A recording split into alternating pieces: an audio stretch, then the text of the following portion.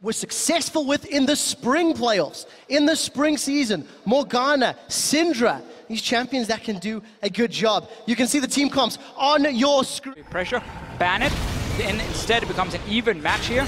And because of the failed lane swap, it has allowed H2K to get that map vision. They can even go aggressive now on top. Let's find out. Chachi does get caught by the resonating strike. Oda1 flashes for this. Lulik's gonna ward hop forward. This could be the first kill in Sweden, and Chachi is roasted by Oda1. Such a tough situation as a top laner. Your adaptation this time around was taking the Corki pick, but also Morgana maybe pick more into the Thresh, or just for the pick potential with the Syndra. So far, not enough. Yeah. It's a more aggressive approach. Go out for the spin court. Hook goes out, power heal charm. Oh, that's into a three-man play almost. The box is down, but there was no more support. But again, this is why they wanted that Morgana pick. That's been a problem for H2K. Synergy between Lulix and the rest of the team. Lulix getting Yanan. Yanan's in trouble. Ryu wants to try turn this around. Yanan, he's got alive. He gets dangerous the game. Speeding up that build, getting a little more gold as well. Chachi gets juked here by Oda1, but his team is closing in. Can H2K get something out of this on the other side of the map? Because nearly surely Oda1 is going down here. Yeah, he's just going to get taken out. 3 members of Unicorns.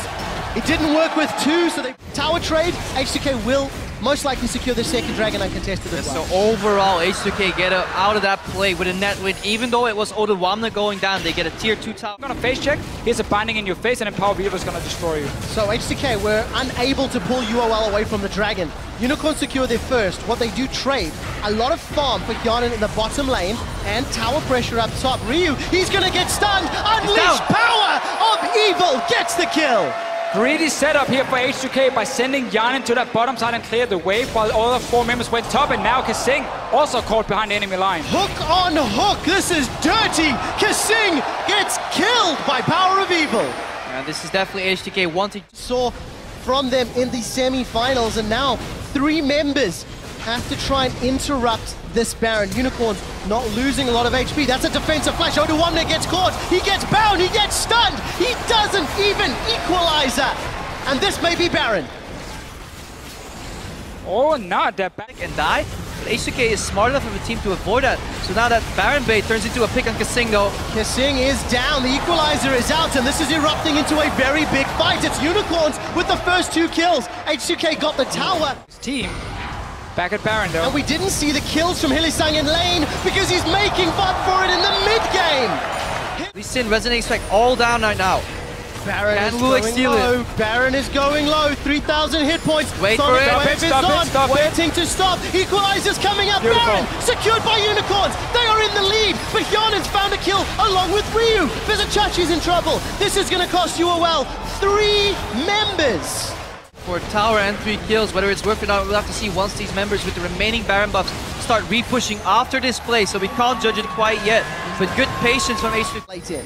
Start seeing again these big items being completed. Death Cap is on in a fight though instead. Ryu is jumping in. Let's see if we can find someone. He will get Hylissang. H2K It's easy access to the contested part of the map, so H2K a bit of a mistake, and Kasing gets caught. Gets caught by a hook, gets caught by a binding, gets killed by power of evil. The Buster Now basically just feeding even more minions to Unicorns, because the map is gonna reset anyway. Kasing is dead.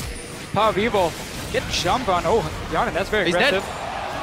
Well, okay, I mean, Both to the table, and that middle lane inhibitor is going down. It helps bringing Swedish pride in front of a Swedish audience to make the solo play for your hometown. minions now, you build up, you're too greedy to Yanan with the solo outplay. Power of evil caught too far up in the lane, and now suddenly they can use it in time. Get inhibitor, number 2 down. And this is why I love the lake. Grouping around Baron. Yeah. H2K, they're late to the party. Oda1 does have TP though. H2K should not send 3-4 guys over to a dragon at this point. You need to keep the rest in the mid lane to stop this play from happening. Baron is going down, they're rushing in now. The closest ward was in the pit. Oda1 opted to teleport in the mid lane. Mid lane is exposed. Look at those super minions. H2K have to do absolutely nothing at all. But it's very hard in League of Legends sometimes to just wait for things to happen. You always want to force that one ability, go a little bit too far, make that play.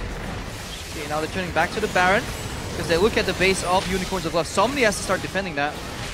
Who will it be? Unicorns, they're too late to this party. Baron is going to go down shortly. Horo's come in. Stolen! Secured by Power of Evil! Unicorns of Love may be able to do something with this. We see Hyuna jump forward. Hillisite forced to flash defensively. He will be going down. Scatter the weak as Power of Evil flashes away. Now Chachi, he's in and amongst H2K. He does not want to be there. Super Minions want to be Winions. H2K are... Man, they hate him for it, but he gets the Baron. To be fair, it was a combined effort from Horo and PoE putting pressure. But honestly, let's call it what it is. It was a big calls out for a couple more minutes, then we might see an explosive battle once these summer spells come up. Odoamne gets caught. He has Zonias though. He's going to be in a little bit of trouble. Ryu's got aggressive. He's down! Power of Evil. That's the Ari play Deficio wanted, but it wasn't a death bush. Ryu's going to re-engage with a Spirit Rush. Hyunan's got meatballs for days. He's going to rocket jump forward. Going to be auto-attacking down. Chachi still alive. Buster shot and Dragon's Rage knocks him 2 screens away. They will get a kill on Hillisang. They will get another inhibitor. And 5 on 3. They're setting up for another objective. That's the problem. If you try to follow up on a dark banding, but you can't get the target immediately, you get sucked in predictable pathing.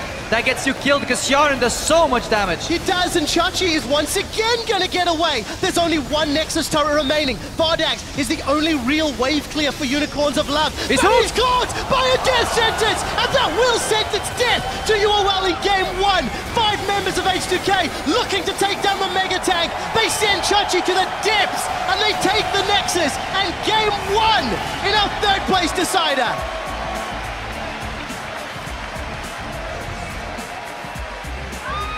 And at the end, H2K have the patience to use predictable pathing. They should have done it more around their objectives, but in the end they do it. Because when the Unicorns of Love land a binding, they're gonna walk forward. If they walk forward, you know where they're going. You send out that hook, you send out that...